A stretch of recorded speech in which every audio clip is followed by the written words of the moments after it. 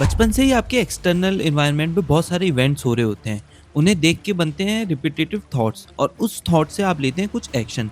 जब आप similar action करते हैं तब आपके दिमाग में बन जाते हैं मेंटल इंप्रेशन, जिसे हम न्यूरोलॉजिकल पैटर्न्स भी कहते हैं साइंस में। वो ही न्यूरोलॉजिकल पैटर्न जब बहुत स्ट्रांग हो जाते हैं तो वो बन जाता है आपका कैरेक्टर। अक्सर हमने लोगों को ये कहते सुना है कि यार ये लड़की तो कैरेक्टर लेस है, इस लड़के का तो कोई कैरेक्टर है ही नहीं। पर क्या कैरेक्टर से मतलब किसी के सेक्सुअल बिहेवियर या वो किसी से कितना लॉयल है उतने तक ही होता है? नहीं।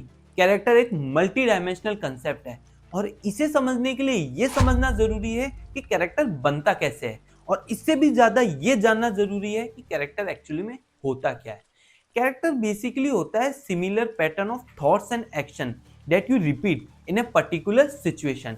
मतलब किसी सिचुएशन को देख के आपके कैसे थॉट्स आते हैं और आप फिर क्या एक्शन लेते हैं, वही आपका कैरेक्टर होता है। इसे एग्जांपल से समझते हैं। मान लीजिए किसी कंपनी में दो एम्प्लॉय है और दोनों से ही सेम मिस्टेक हो गई।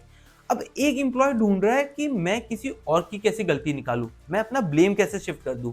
वहीं दूसरा एम्प्लॉय एनालाइज कर रहा है अपनी मिस्टेक को और वो उसे एक्सेप्ट कर रहा है कि हाँ मेरे से गलती हुई है।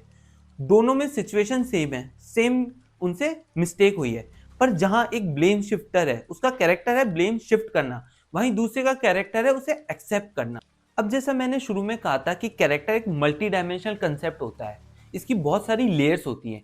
पहली इंपॉर्टेंट लेयर होती है मॉरल डायमेंशन। मतलब आप एक ट्रस्टवर्दी आदमी है या आप एक झूठे इंसान है, आप सच्चे ईमानदार आदमी है या फिर आप लोगों को धोखाधड़ी देते रहते हैं।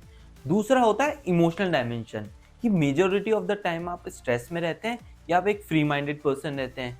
आप चीज़ों को गुस्से से संभालते हैं या फिर शांत से प्यार होकर संभालते हैं। तीसरी होती है इंटेलेक्चुअल डायमेंशन, कि आप एक रैशनल आदमी हैं, आप चीज़ों को एनालाइज करके डिसीजन लेते हैं या आप अपने इंट्यूशन पे डिसीजन लेते हैं। आप एक ओपन माइंडेड है या क्लोज माइंडेड। चौथी होती है सोशल डायमेंशन, कि आप एक लॉयल इंसान हैं, आप लोगों का साथ देते हैं या फिर आप डिसलॉयल हो जाते हैं, आप धोखाधड़ी देते हैं। ये सब फैक्टर्स मिलके बनाते हैं आपके कैरेक्टर। अब जो नेक्स्ट क्वेश्चन आता है कि यार कैरेक्टर बनता कैसे है, तो कैरेक्टर बनने का एक पूरा प्रॉपर पैटर्न होता है, एक फ्लो होता है जो आपके बचपन से ही शुरू हो जाता है और मेजोरिटी ऑफ द कैरेक्टर आपके बचपन में ही डिसाइड हो जाता है। जब हम बड़े हो रहे होते हैं तब हम अलग अलग सिचुएशन फेस करते हैं।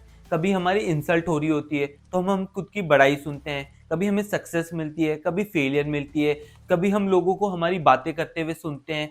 तब इन अलग अलग सिचुएशन में हमारे अलग अलग थॉट्स आते हैं और हम कुछ एक्शन लेते हैं। और टाइम के साथ जब हम एक same pattern of action repeat करते हैं तो वो बन जाता है एक मेंटल इंप्रेशन। और टाइम के साथ ही वो मेंटल इंप्रेशन स्ट्रांग होकर बन जाता है आपका कैरेक्टर। अब हो सकता है ये थोड़ा कॉम्प्लेक्स लगे, तो इसे एक एग्जांपल से समझते हैं। मान लीजिए जब जिंदगी में पहली बार आपने अपनी इंसल्ट सुनी होगी, आपके दोस्त ने आपकी इंसल्ट की होगी, तब आपके दिमाग में कोई थॉट तो आया ही होगा और आपने कोई एक्शन लिया होगा। हो सकता है कि आपने उसकी इंसल्ट कर दी सामने से, उसे कुछ बोल दिया।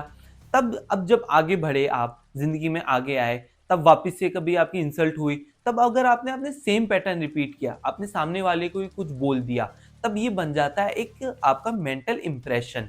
और जब मेंटल इंप्रेशन और स्ट्रांग होता है, टाइम के साथ साथ आप सेम रिपीट करते रहते हैं, तब ये बन जाता है आपका एक कैरेक्टर, जिसे हम न्यूरोलॉजिकल पैटर्न भी कहते हैं इन मेंटल इंप्रेशंस को।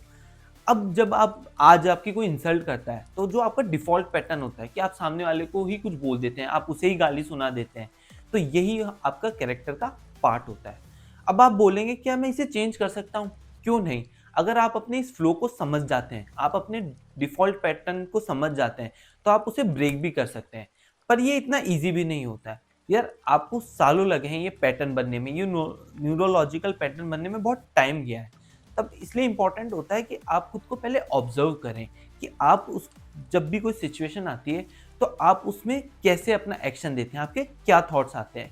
उन्हें ऑब्जर्व करके आप उन पैटर्न को चेंज कर सकते हैं। तो अगर नेक्स्ट टाइम आपकी किसी ने इंसल्ट की तो आपके बहुत स्ट्रॉन्ग अंदर से आएगा कि आप उसे कुछ बोल दें। पर अगर आप वहीं रुक के उसे ऑब्जर्व करें और उस पैटर्न को चेंज कर दें, आप हो सकता है शांत रहें और एक स्माइल पास कर दें। और जब आप ये पैटर्न रिपीट करने लगें तो जो आपके पुराने न्यूरोलॉजिकल पैटर्न थे वो डिस्ट्रॉय होना शुरू हो जाएंगे और जो नए न्यूरोलॉजिकल पैटर्न बनना शुरू हो जाएंगे। और अगर आप इस सेम ऐसा रिपीट करेंगे तो ये जो नया आपने पैटर्न बनाया है, एक नया एक्शन बनाया है कि स्माइल देके सामने वाले को इग्नोर करने का, वो बन जाएगा आपके कैरेक्टर का पार्ट। तो आप ऐसे अपना कैरेक्टर बदल भी सकते हैं।